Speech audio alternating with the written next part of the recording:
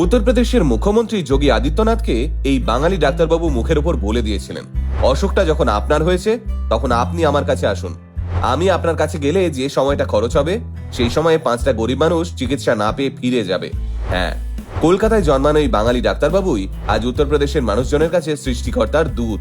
বিদেশের সমস্ত নামকরা হাসপাতালে লক্ষ লক্ষ টাকা চাকরির অফার ফিরিয়ে দিয়ে এই বাঙালি ডাক্তারবাবু বিনামূল্যে চিকিৎসা করেন উত্তরপ্রদেশের গরিব অসহায় মানুষদের। পদ্মশ্রী পুরস্কার পাওয়া এই ডাক্তারবাবুর নাম তপন কুমার লাহিড়ী। 83 বছর বয়সে পৌঁছেও প্রতিদিন সকালে উঠে কাঁধে একটা ব্যাগ আর হাতে কালো ছাতা নিয়ে হাসপাতালে পৌঁছে যান ডাক্তার লাহিড়ী, গরিব মানুষদের বিনামূল্যে চিকিৎসা করবেন বলে। কিন্তু কলকাতা মেডিকেল কলেজ থেকে পাশ করা একজন MBBS আচমকা উত্তরপ্রদেশে গিয়ে ডাক্তারি শুরু করলো কেনই বা নিজের সারা জীবনের অধিকাংশ সঞ্চয় দান করে দিলেন ডাক্তার তপন কুমার লাহিড়ী?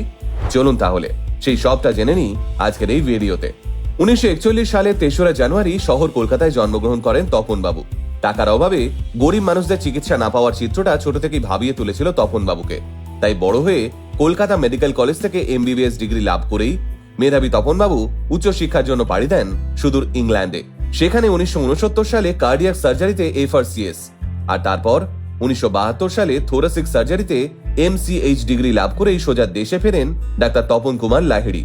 বিদেশের কয়েক হাজার টাকার প্যাকেজ ছেড়ে মাত্র 250 টাকার বিনিময়ে বেনারসের ইনস্টিটিউট অফ মেডিকেল সায়েন্স রেডার পদে যোগ দেন তপন বাবু। আর অন্যদিকে গরিব মানুষদের বিনা পয়সায় চিকিৎসা করা শুরু হলো সেই সময় থেকেই। ধীরে ধীরে রিডার থেকে অধ্যাপক এবং পরবর্তীকালে কার্ডিও সার্জারি বিভাগে হেড অফ দ্য ডিপার্টমেন্ট হলেন তপন বাবু। গরিব মানুষদের চিকিৎসা করতে করতে বিয়ে করা হলো না ভদ্রলোকের।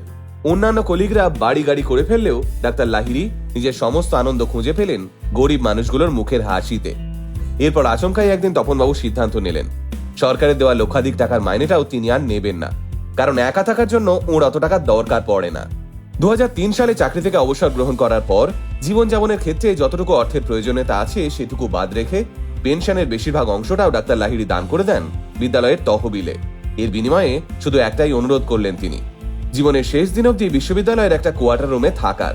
ডাক্তার লাহিড়ী যেদিন অবসর নিলেন তার 7 দিনের মধ্যে বিদেশের 5খানা হাসপাতাল লক্ষাধিক টাকা প্যাকেজ অফার করলেন ওকে। কিন্তু তাদের প্রত্যেকে ডাক্তার তপন কুমার লাহিড়ী বললেন, চাকরি জীবনে টাকার পিছনে না ছুটে গরিব মানুষের সেবা করে গেছি, এখন বয়স হয়েছে, টাকার পিছনে ছোটার মতো পায়ের জোর নেই, তাই ধীর পায়ে হেঁটে গরিব মানুষদের চিকিৎসা করাটাই আমার কাছে সহজ হবে। আপনাদের ধন্যবাদ আমাকে এই অফারটা করার জন্য। হ্যাঁ, ঠিক এতটাই সোজাসাপটা কথা বলেন ডাক্তার তপন কুমার লাহিড়ী। তবে বেনারস অঞ্চলের লোকেরা অবশ্য ডাক্তার লাহিড়ীকে ধন্বন্তরী বলে ডাকেন, কারণ ডাক্তার লাহিড়ী কম পয়সায় এমন ওষুধ দেন যা নাকি শয্যাশায়ী মানুষদেরও দৌড়ানোর মতো সুস্থ করে তোলে। আর সেই কারণে খোদ উত্তরপ্রদেশের মুখ্যমন্ত্রী যোগী আদিত্যনাথ যখন অসুস্থ হয়েছিলেন তিনি ডাক্তার লাহিড়ীকে ডেকে পাঠিয়েছিলেন চিকিৎসা পাওয়ার আশায়। কিন্তু তার উত্তরে ডাক্তার লাহিড়ী কি বলেছিলেন সেটা তো ভিডিও শুরুতে বলেই দিয়েছি। চিকিৎসার ক্ষেত্রে এই বিরাট অবদানের জন্য ইতিমধ্যেই পদ্মশ্রী পুরস্কার পেয়েছেন ডাক্তার তপন কুমার লাহিড়ী। পদ্মশ্রী সম্মান পাওয়ার পর ডাক্তার লাহিড়ী বলেছিলেন, এই সম্মানের জন্য সরকারকে অসংখ্য ধন্যবাদ। ঈশ্বরের আশীর্বাদ যদি সঙ্গে থাকে তাহলে আমার শেষ নিঃশ্বাস অবধি রোগীদের সেবা করে যেতে চাই।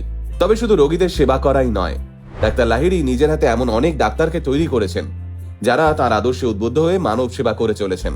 তাই হয়তো অবসর নেওয়ার 20 বছর বাদেও প্রত্যেক বছর ডাক্তার লাহিড়ীর জন্মদিনটাকে ধুমধাম করে পালন করে হাসপাতাল কর্তৃপক্ষ।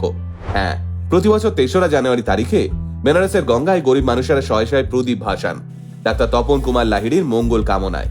কারণ তারা জানেন যতদিন এই বাঙালি ডাক্তার সাহেব আছেন ততদিন অবধি গরিব মানুষদের চিকিৎসা নিয়ে কোনো চিন্তা নেই। গোটা আলটিমেট মোটিভেশন টিম কুর্নিশ জানায় ডাক্তার তপন কুমার লাহিড়ীকে, এই অন্ধকার সময়ে আপনার মতো মানুষেরাই আমাদের কাছে আলোর ঠিকানা স্যার। আলটিমেট মোটিভেশন কথা বলে আমার আপনার মতো মানুষের, যারা সাধারণের ভিড়ে থেকেও অসাধারণ কিছু কাজ করে দেখায়।